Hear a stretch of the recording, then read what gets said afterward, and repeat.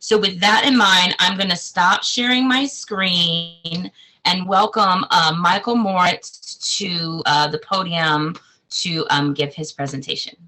Thank you, Paige. Could you allow screen sharing for me, please?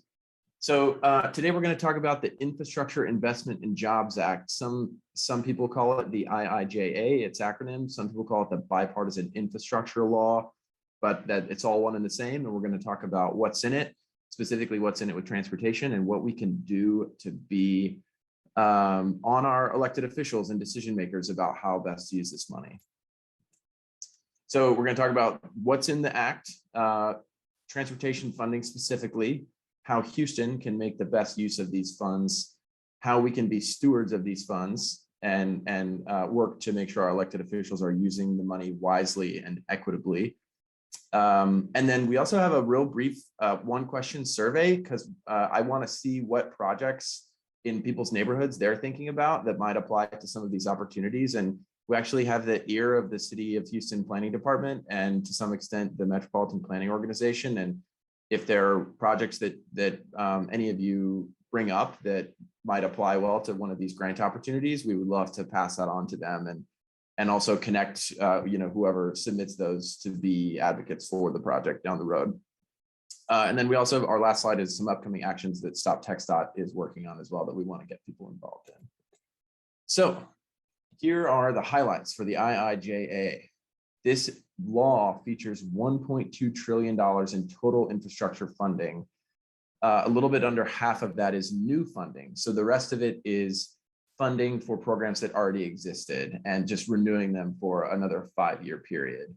The $550 billion is for new, previously unfunded programs.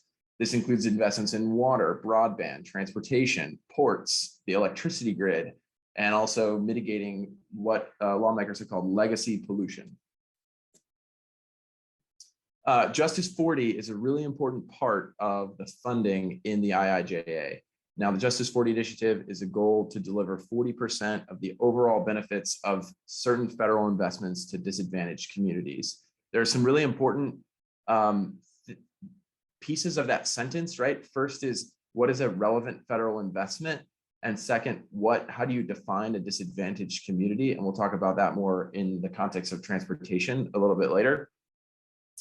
Departments that are explicitly covered by Justice 40 and have to meet these requirements are listed here: USDA, FEMA, HUD, the Department of the Interior, Health and Human Services, and the EPA.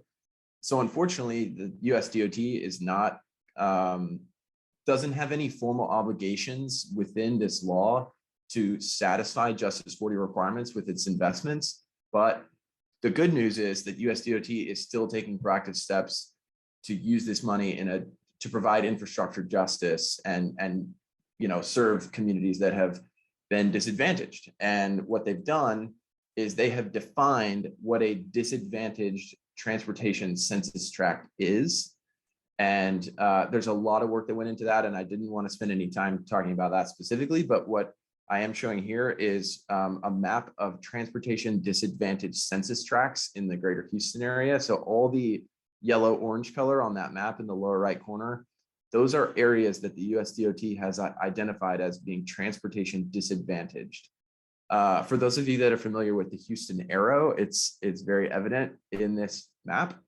And the great thing that the USDOT is doing is for grant programs that were funded by the Infrastructure Investment and Jobs Act, the USDOT is requiring that all applicants provide basically evidence that their application is going to improve transportation infrastructure in transportation disadvantaged census tracts.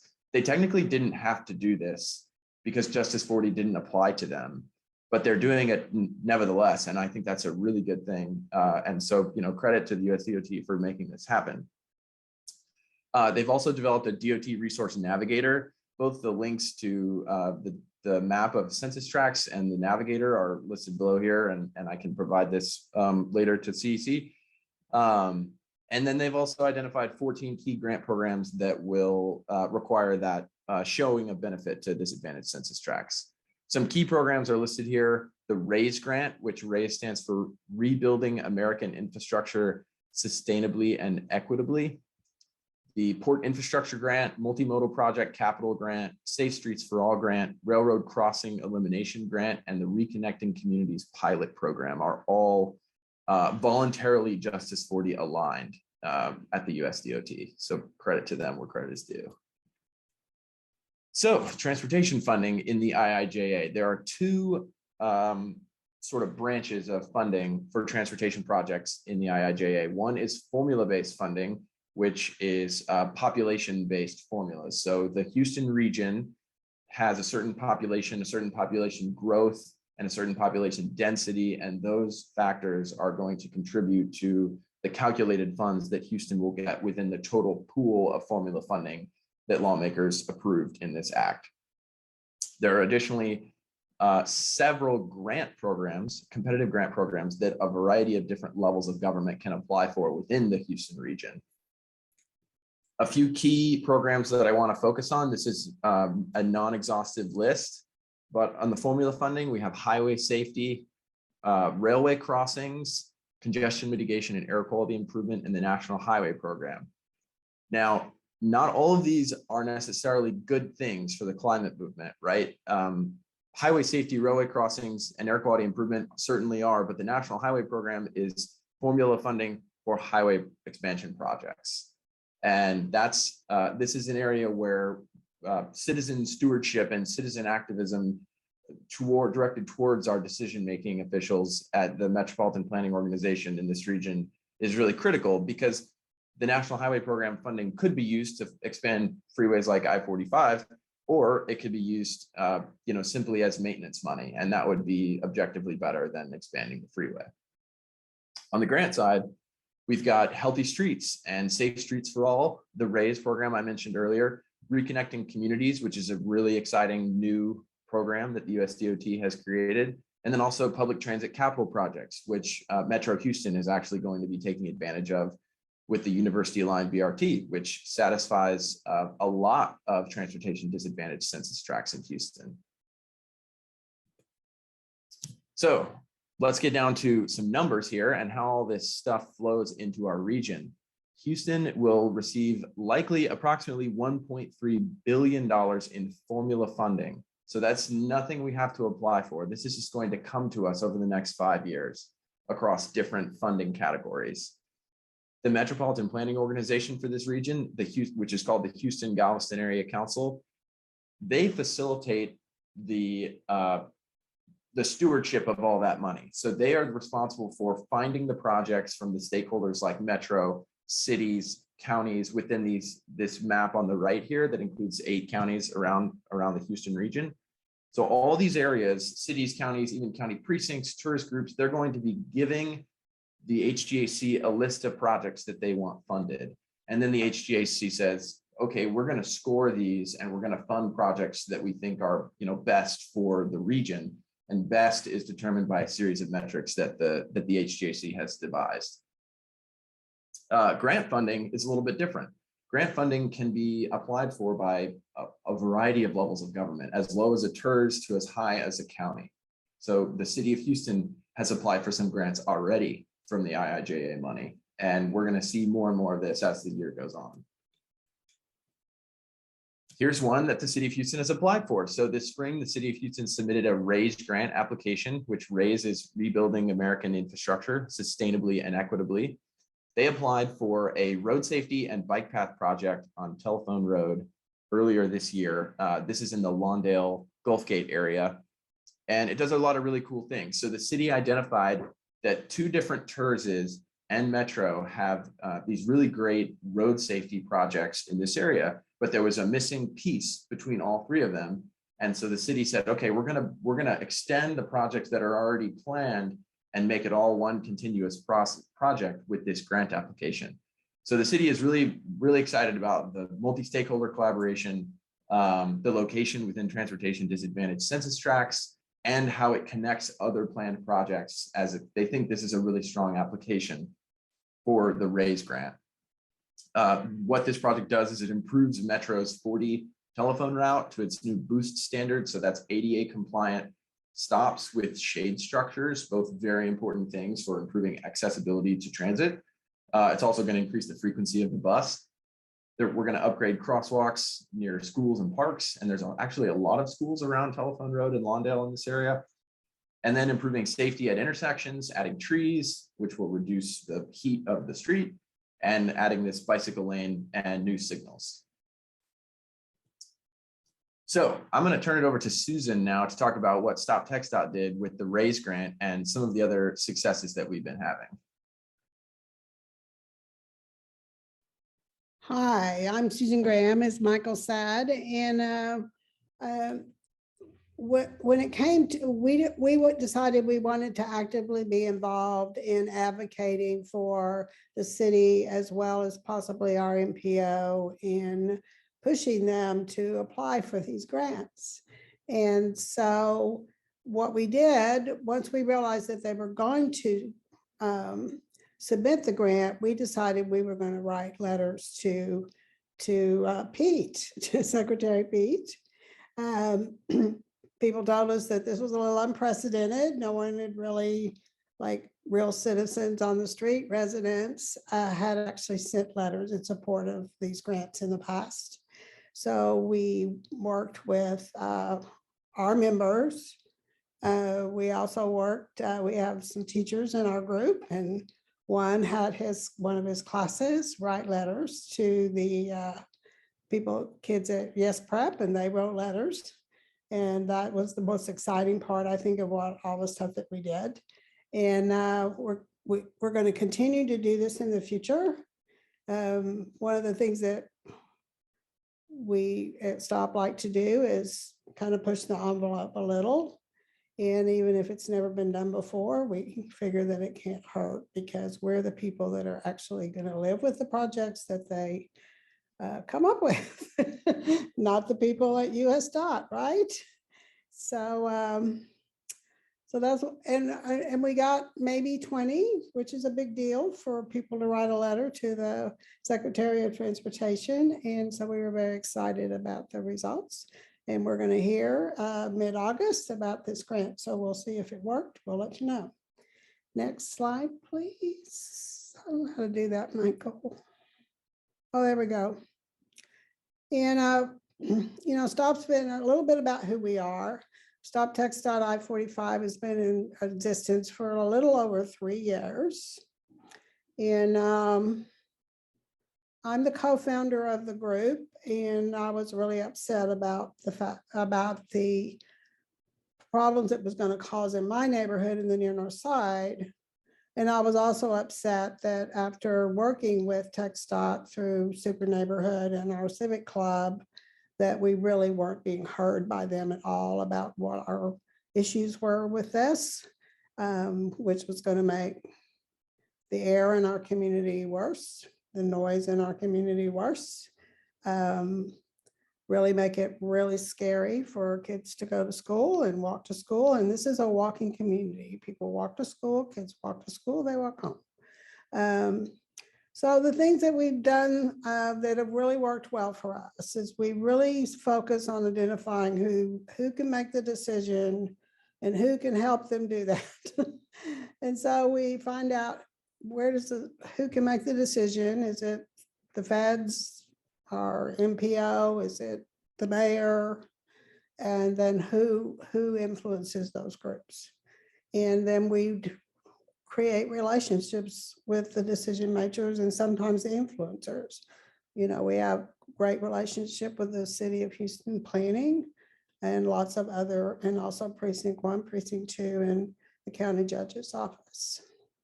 We use all kinds of media to get the word out, and we're very fortunate to have a very talented communication person that works for Stop TXDOT and also Houston in Action.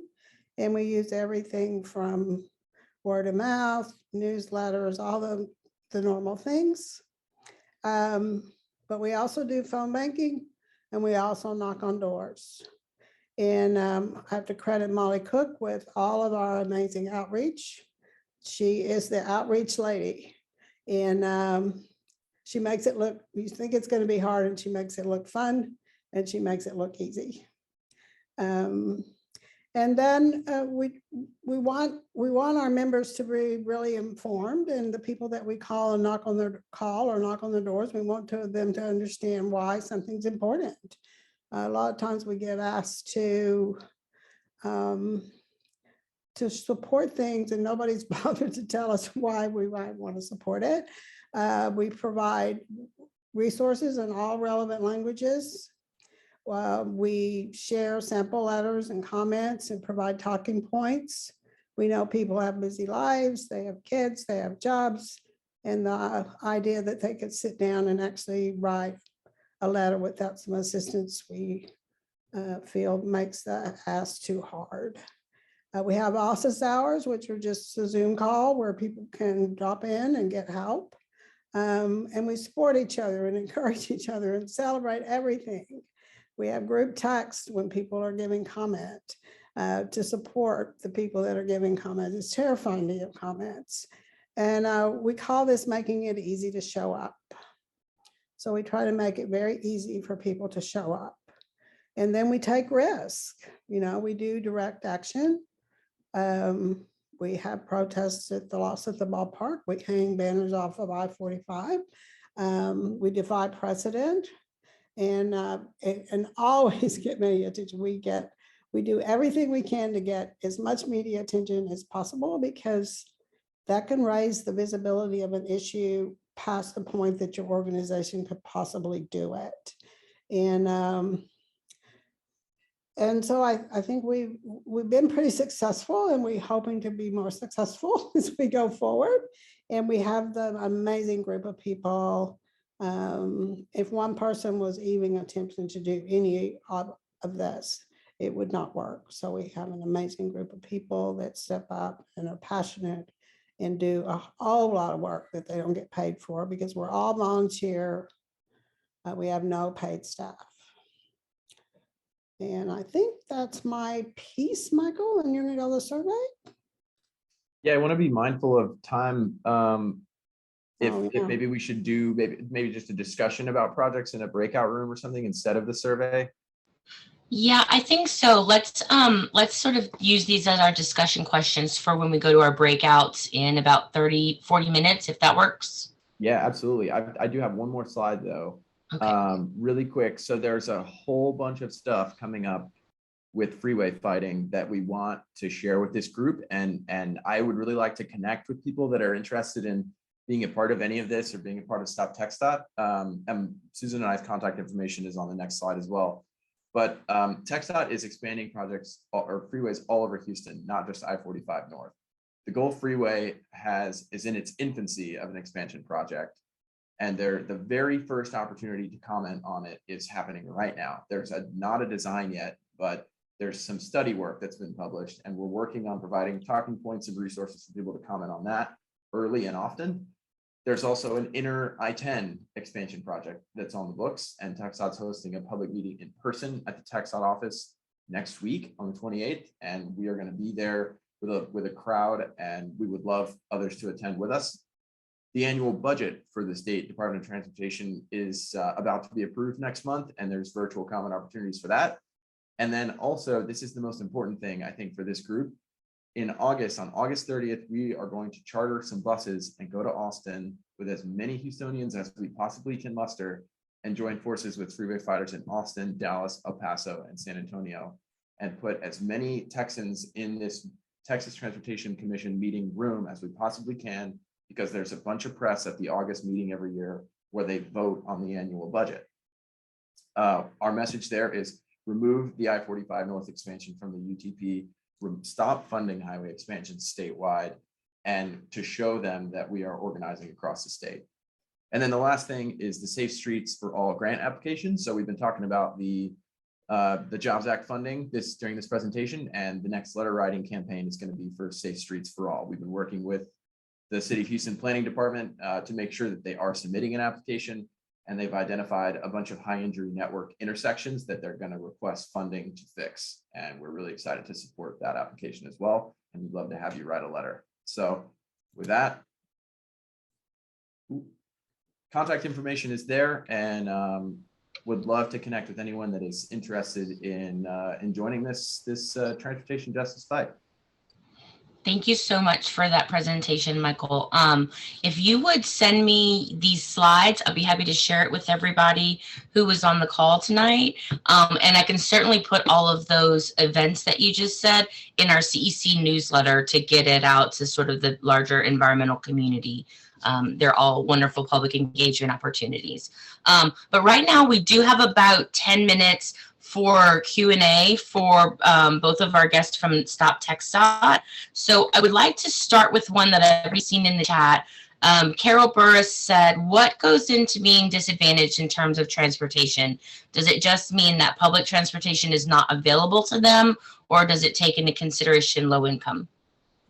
That's a great question. I will preface it by saying that I am not an expert, but what I do know is that it's really, it's not just about what infrastructure exists there. It's also about the cost of commuting relative to the median income of a certain census tract, right? So, you know, a transportation disadvantaged census tract, even if it was a car dependent neighborhood, one where the average median income was exceptionally high, that wouldn't necessarily be disadvantaged because people would not be burdened by the cost of transportation.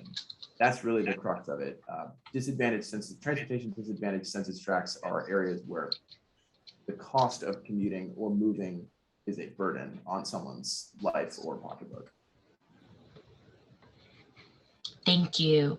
If anybody else has questions they would like to ask, feel free to raise your hand. I think there should be a button at the bottom, or maybe Stephanie is better at explaining this, but there should be like a raise your hand feature if you have a question to ask.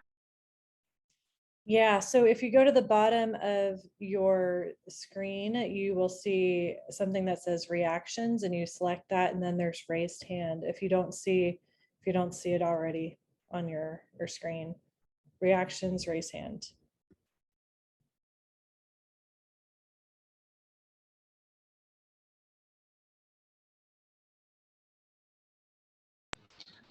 Another question that was asked in the chat was like, if you're not on social media very much, what's the best way to find out and stay about events and actions and stay involved?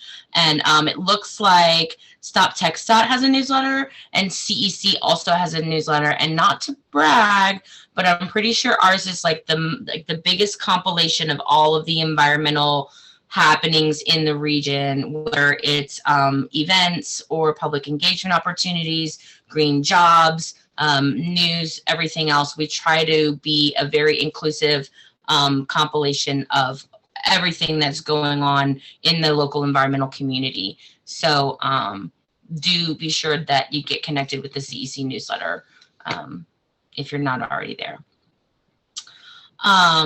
We do have just a couple more questions.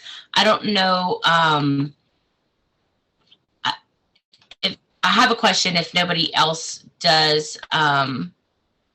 Michael, would you mind going back to that slide where you had, it was the two columns of grant funding and like type of buckets, like this one right here, the formula funding and the grant funding. So I think this is probably the most interesting slide to me because it really speaks to specific projects that we can advocate for in our communities. Healthy streets or public transit, improving transportation, you know, improving highway safety. I know that there's a Vision Zero campaign happening at the local and state level about zero traffic deaths, not just for Houston region, but for the state of Texas.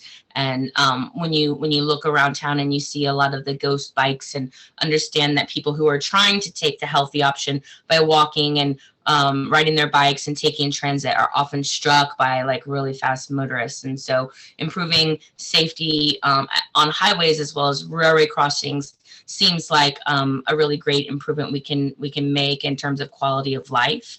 But as far as climate issues are concerned, is there anything that kind of jumps out at you under each of these buckets that would kind of like make the greatest impact for our region? That's a great question. I think I'll start sort of from maybe not funding that will have the biggest positive impact, but funding, if used poorly, will have the biggest negative impact, and that's certainly the National Highway Program. There's projects in the, that TXDOT is considering expanding, even the Grand Parkway, US 99 or State Highway 99, which is less than 15 years old. And the National Highway Program could fund a project like that, which would set us back even more. As far as positive benefits, the Healthy Streets program is a bucket of money that is got a very open-ended eligibility requirement. It could be something as simple as an education campaign to help kids bike to school safely and provide them with a bike. It could be street trees, which could reduce the urban heat island in Houston, which is, as I'm sure some of you have seen, some of the recent maps that have come out about that, is largely focused in lower income and Black and brown communities.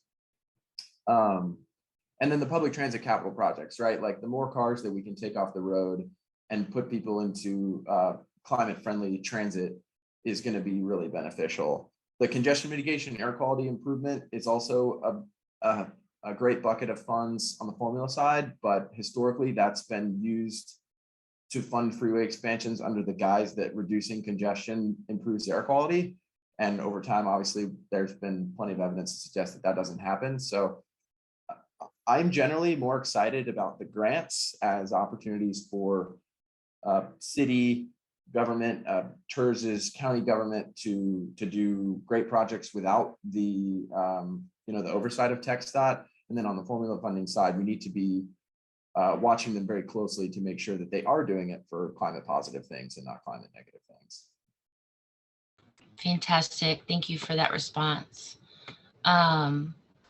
We do have a comment. Kat said that she read on the US DOT site for Reconnecting Communities that this is their flagship equity program based on their equity strategic plan.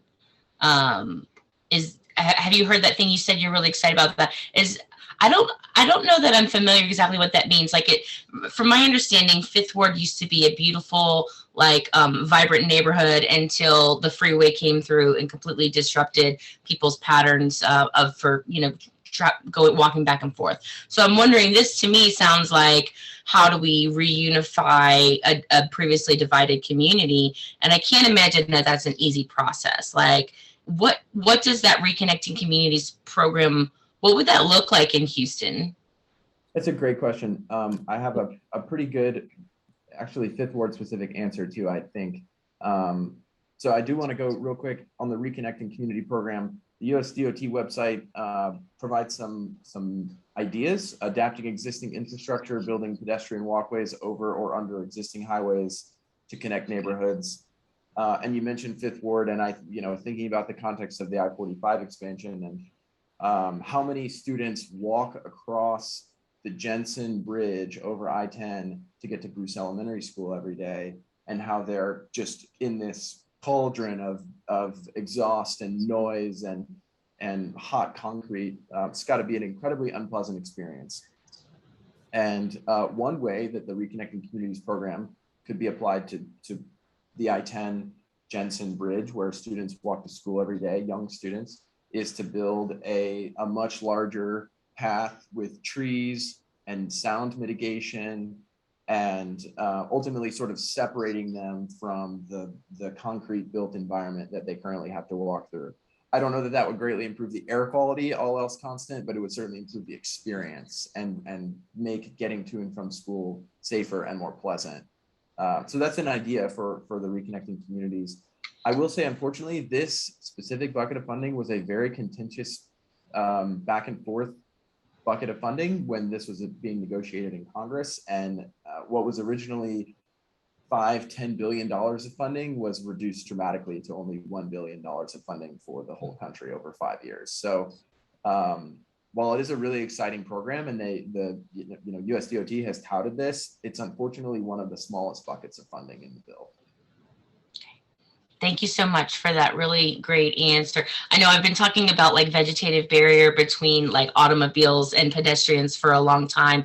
And like you said, maybe that one pathway with increased trees wouldn't dramatically reduce or improve air quality, but it certainly would for those pedestrians while they were there by having like that sort of, somebody else mentioned, Jamie asked to please explain what things are such as the urban heat island. That really just means like areas that are completely surrounded by concrete are going to be up to 15 or 20 degrees warmer than an area that's shaded and has adequate vegetation to sort of cool off those regions. So, I mean, I know that HARC, Houston Advanced Research Center, just did a study called, I think it was the heat study.